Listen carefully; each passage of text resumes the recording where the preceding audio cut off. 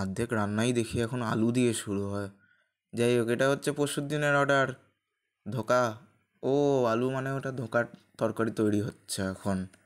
ধোকা দেওয়ার মানে মশলা দেওয়ার পর ধোকার ইয়েতে, ডালনার আলুতে এবার ভালো করে কষানো হচ্ছে আলুটাকে। বা ভালোই দেখতে হয়েছে ধোকাটা, ভেসেও বেড়াচ্ছে, আগুনের মতো ধোঁয়া বেরোচ্ছে। এটা হচ্ছে মাছ, এবার হচ্ছে মাছের তরকারি তৈরিও হয়ে গেছে। মাছটাকে এবার ঢাকা দেওয়া হবে টকাস করে। আচ্ছা, এটা মাঝখানে একটা অর্ডার এসেছিলো স্যান্ডউইচের, এটা সেটাই করা হচ্ছে আর কি।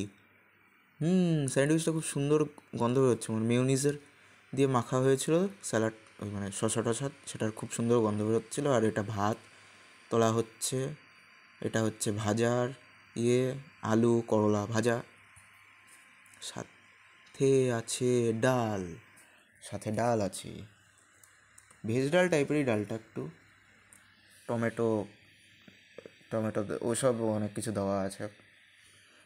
এই মেন জিনিস, মেন না, যাই হোক, ধোকা এটা তোলা হচ্ছে।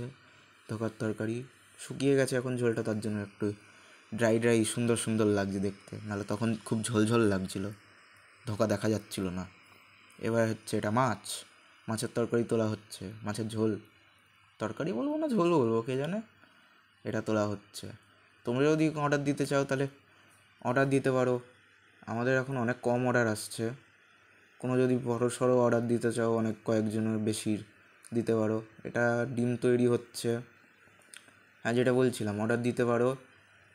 আর স্ক্রিনে তো নাম্বার থাকবেই, সেইটা থেকে টুকে নিয়ে অর্ডার দিতে পারো।